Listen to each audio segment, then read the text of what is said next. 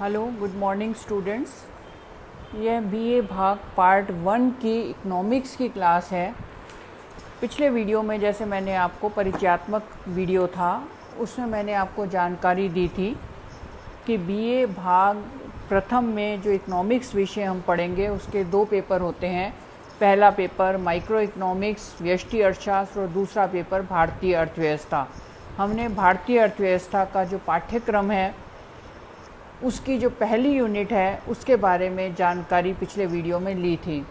आज हम उसी यूनिट का पहला टॉपिक है भारतीय अर्थव्यवस्था की विशेषताएं प्रारंभ करेंगे।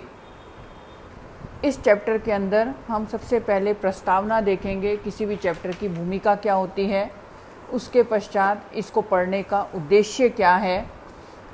इस चैप्टर को पढ़ने से हमें भारतीय अर्थव्यवस्था की संरचना क्या है, वो किस प्रकार की अर्थव्यवस्था है, उसके बारे में पढ़ेंगे।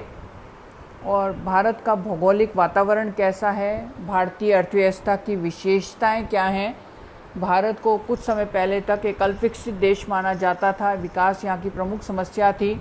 तब से भारतीय अर्थव्यवस्था की क्या समस्याएं चली आ रही हैं और वर्तमान में विकास की उच्च दर को प्राप्त करके भारत को एक विकासशील देश माना जाता है, तो उसकी नवीन विशेषताएं क्या विकसित हुई हैं, यह इस चैप्टर में हम देखेंगे।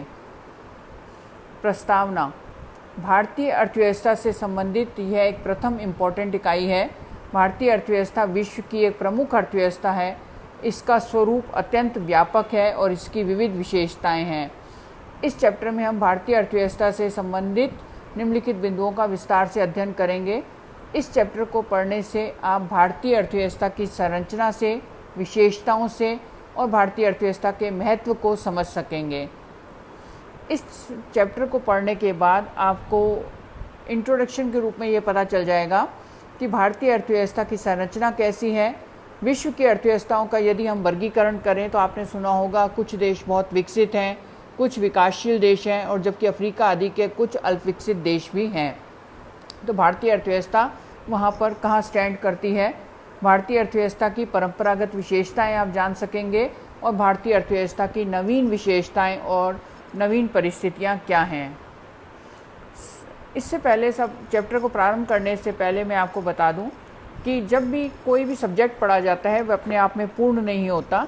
उससे हमें इंटरडिसिप्लिनरी अप्रोच लेके, जैसे हम इकोनॉमिक्स पढ़ रहे हैं तो उसके साथ साथ हमारा जो भूगोल का ज्ञान है वो भी उसको समृद्ध करेगा।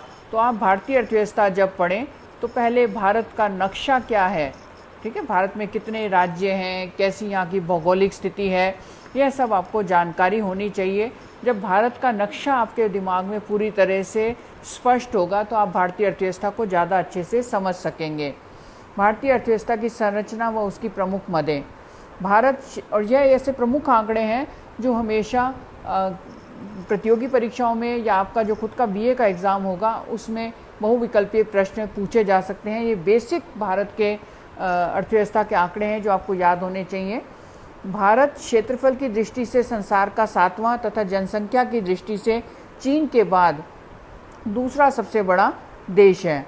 इसका कुल क्षेत्रफल 32.87 लाख वर्ग किलोमीटर है, जो विश्व की कुल भूमि का 2.4% है। आपको एब्सोल्यूट आंकड़े भी याद होने चाहिए और प्रतिशत के रूप में भी।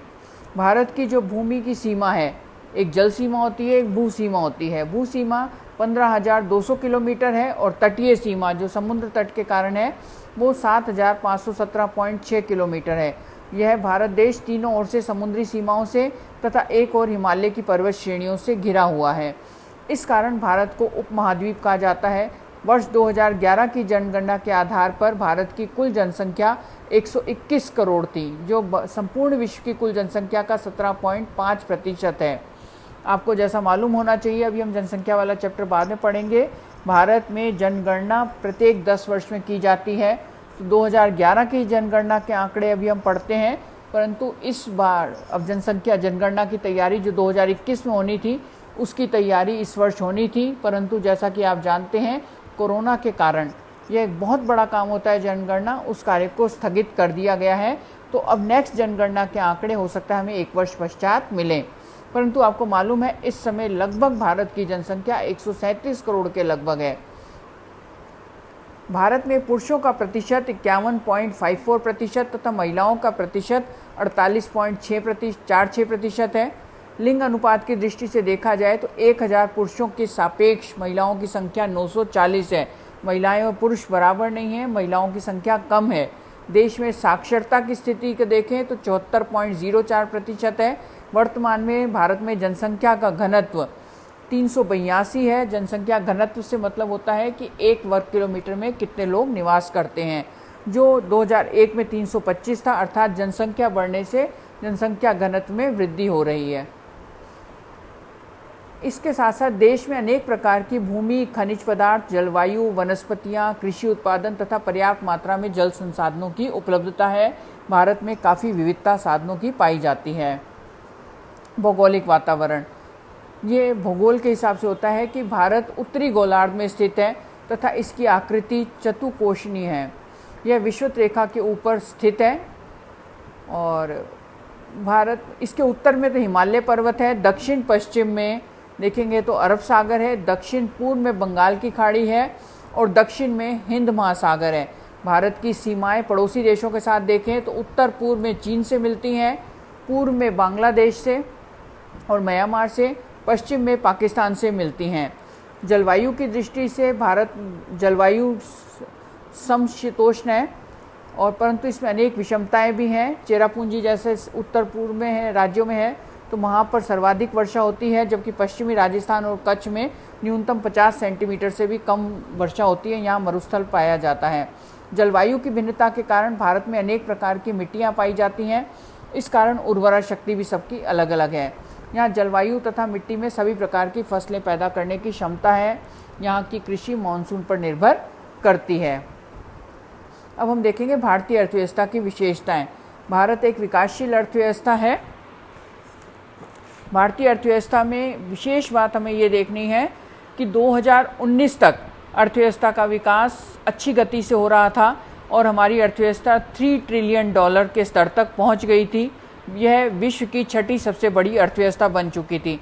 इस कारण मोदी सरकार ने 2024-25 तक इसे $5 ट्रिलियन के स्तर पर पहुंचाने का लक्ष्य रखा। परंतु अब इस समय भारतीय अर्थव्यवस्था में एक विशेष समस्या आप सभी जानते हैं उत्पन्न हो गई है कि वैश्विक महामारी कोरोना के कारण पूरी अर्थव्यवस्था को वैश्विक महामंदी का सामना करना पड़ रहा है, जिस कारण विकास जो एक तीव्र गति से हो रहा था वे अचानक लॉकडाउन इत्यादि करने के कारण अर्थव्यवस्था चरमरा गई है और अब विकास की दर पहले से काफ़ी कम हो गई है। तो अब इस लक्ष्य को किस प्रकार प्राप्त करेंगे, अर्थव्यवस्था पुनः वापस किस तरह पटरी पर आएगी, यह हमें साथ साथ हमेशा पढ़ना होगा। भारतीय अर्थव्यवस्था की परंपरागत विशेषताएं, यह वे विशेषताएं हैं जो भारत को एक अल्प विकसित राष्ट्र के रूप में विरासत में स्वतंत्रता प्राप्ति के समय प्राप्त हुई थी। पहला है कृषि की प्रधानता। भारत में एक कृषि प्रधान देश है। यहाँ की अधिकांश जनसंख्या कृषि पर निर्भर करती है। वर्ष 1951 भारत की कार्यकारी जनसंख्या का लगभग 70% कृषि में लगा हुआ था, जो वर्ष 2001 में घटकर अब 64% रह गया है। यह भाग अधिक से अधिक होने के कारण भारत को अल्पविकसित राष्ट्र की श्रेणी में लाता है। यद्यपि वर्तमान में सकल घरेलू उत्पाद में काफ़ी वृद्धि हुई है तथा उसमें कृषि का प्रतिशत कम हुआ है।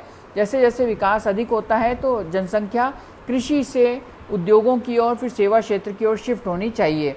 भारत में निर्यात व्यापार में कृषि का योगदान घटकर 13.3% रह गया है। अभी भी अन्य क्षेत्रों की तुलना में कृषि पर अत्यधिक लोग कार्यरत हैं, जो भारत में कृषि रोजगार का प्रमुख साधन है। प्रति व्यक्ति निम्न आय विश्व विकास रिपोर्ट 2010 के अनुसार 2008 में भारत की प्रति व्यक्ति आय $1070 है। ठीक है, और अभी आजकल भारत को वर्तमान में नीची मध्यम आय वाले देश में शामिल किया जाता है। भारत 2019 में $2200 प्रति व्यक्ति आय के दूसरा समूह जो होता है नीची मध्यम आय समूह में शामिल किया गया है। दूसरी विशेषता है ग्रामीण अर्थव्यवस्था। भारत गांवों का देश है।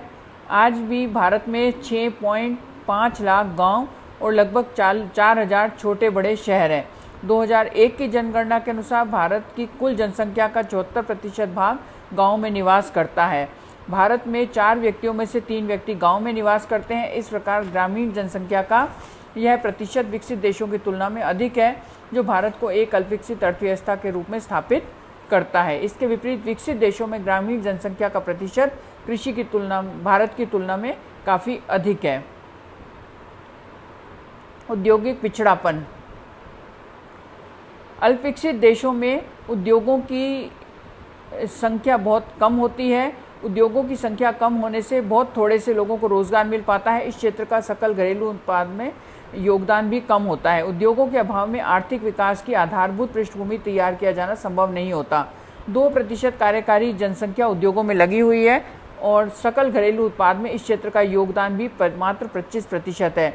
भारत में शीघ्र लाभ देने वाले उद्योगों में ही विनियोग किया जाता है।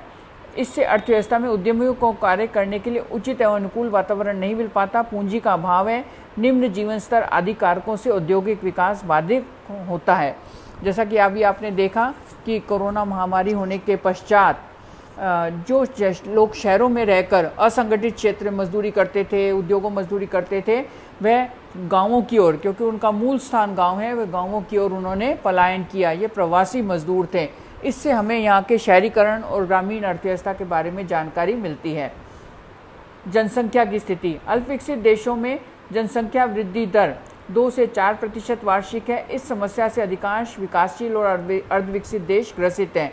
2011 की जनगणना के अनुसार भारत में जनसंख्या 121 करोड़ है।